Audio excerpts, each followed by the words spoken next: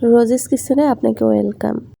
আমার আজকের আয়োজনে একটা নতুন রেসিপি নিয়ে এসেছি, আনকমন। এই রেসিপিটা হচ্ছে করলার পাকোড়া। করলার পাকোড়াটা মূলত খুবই ইজি এবং সিম্পলভাবে দেখিয়েছি, সেজন্য আপনিও বানিয়ে নিতে পারবেন। আর শুনে হয়তো মনে হচ্ছে যে এটা করলার পাকোড়া, খেতে না জানি কেমন হবে। কোনো কিছুই না, এটা খেতে খুবই টেস্টি হয়। আর করলার যে একটা তিতা, সেই তিতাটা লাগে না খেতে, খুবই মজাদার লাগে খেতে। এখানে একটা বাটি নিয়েছি, বাটিতে নিচ্ছি করলা। করলাগুলো আমি গোল গোল করে কেটে নিয়েছি, দেখতেই পাচ্ছেন। পাকোড়াটা মূলত এভাবে গোল গোল শেপ দিয়ে কাটলে ভালো লাগে খেতে। এখন দিচ্ছি কাঁচামরিচ কুচি। করলাতে একটু ঝালের পরিমাণটা বেশি হলে ভালো লাগে। দিচ্ছি পেঁয়াজ কুচি। পেঁয়াজগুলো এরকম গোল গোল করে কেটে নিয়েছি। পেঁয়াজগুলো বেশি ঝিরি না করলেও হবে, এরকম গোল গোল করে বড় করে রাখলেই বেশি মজা লাগবে খেতে। তো পেঁয়াজগুলো এখন হাত দিয়ে একটু ভেঙে নিচ্ছি।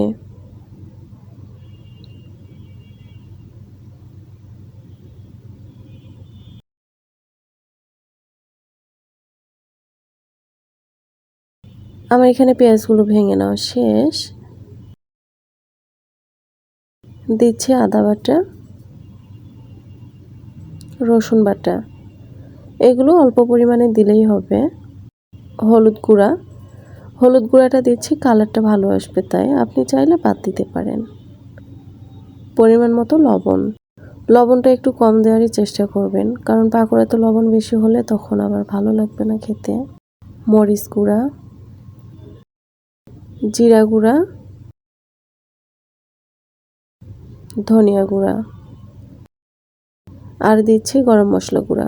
গরম মশলা গুঁড়াটা অপশনাল, না থাকলে বাদ দিবেন, তবে দিলে একটু ফ্লেভারটা ভালো আসে। এখন এতে ভেঙে দিচ্ছি একটা ডিম। এখন ডিমটা সব কিছুর সাথে ভালোভাবে মিক্সড করে নিতে হবে।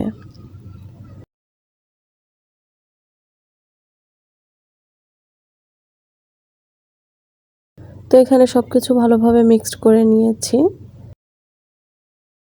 এখন দিচ্ছি ফ্রেশ ময়দা। এখানে মূলত পাকোড়াতে আমি ফ্রেশ ময়দা আর চালের গুঁড়া দিয়েই করব। তো চালের গুঁড়াও দিলাম।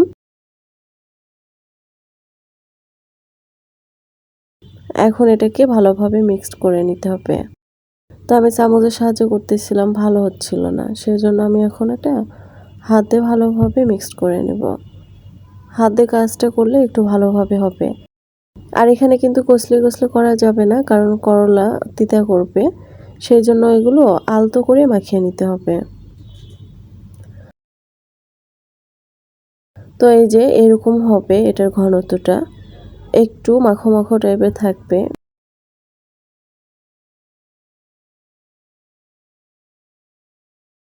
তো এখন আমি ভাজার জন্য প্যান বসিয়ে দিয়েছি, তেল দিচ্ছি।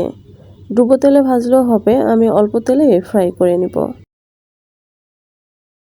তেলটা একটু চারপাশে রাউন্ড করে ঘুরিয়ে দিচ্ছি। তো তেলটা গরম হলে এখান থেকে আমি পরিমাণ মতো এভাবে নিব, দেন একটা শেপ করে এখানে দিলেই হবে।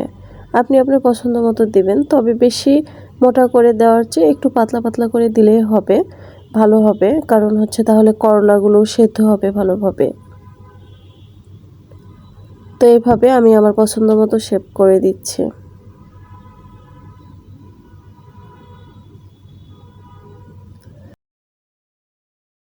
এখানে চুলার আঁচটা কিন্তু খুব জোরে দেওয়া যাবে না, আবার খুব আস্তে না, মাঝারি আঁচে রাখা লাগবে। কারণ এখানে আগুনটা যদি খুব ভালোভাবে রাখি, মানে একটা মিডিয়ামে, তাহলে পাকোড়াটা খুব ভালোভাবে কুকড হবে, সব কিছু সুন্দর মতো সেদ্ধ হবে, আর পাকোড়াটা ক্রিস্পি হবে, মুসমুসে হবে। সেজন্য যখন পাকোড়াটা দিব তখন চুলার আঁচটা বাড়ানো কমানো যাবে না। তো এখানে আমি পাকোড়াগুলো উল্টিয়ে পাল্টিয়ে নিচ্ছি। এক পাশটা যখন খুব ভালোভাবে কুকড হবে তখন অন্য পাশে উল্টিয়ে দিতে হবে। আমি খুব সুন্দরভাবে এটাকে নেড়ে চেড়ে উল্টে পাল্টিয়ে ভেজে নিচ্ছি।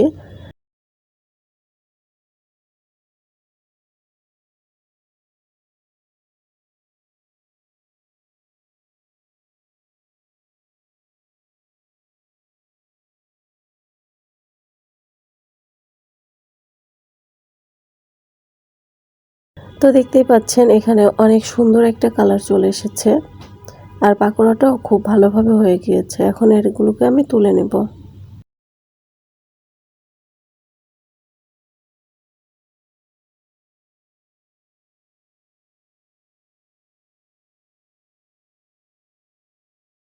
এই পাকোড়াটা আমি আগেও বানিয়েছি, আমার কাছে খুবই ভালো লাগে খেতে। এটা যে করলার পাকোড়া খাচ্ছি এটা খেয়ে মনেই হয় না মানে এটার মধ্যে যে করলা দেওয়া আছে কোনো তিতা লাগে না, খেতে খুবই ভালো লাগে। ভাতের সাথেও খেতে অনেক বেশি ভালো লাগে, ভাতের সাথে খেতেও ভালো লাগে। তো আমার এখানে প্রথম পর্যায়ে এগুলো ভাজা শেষ, আর বাকি একটু আছে, আমি সেগুলো সেমভাবেই ভেজে নেব।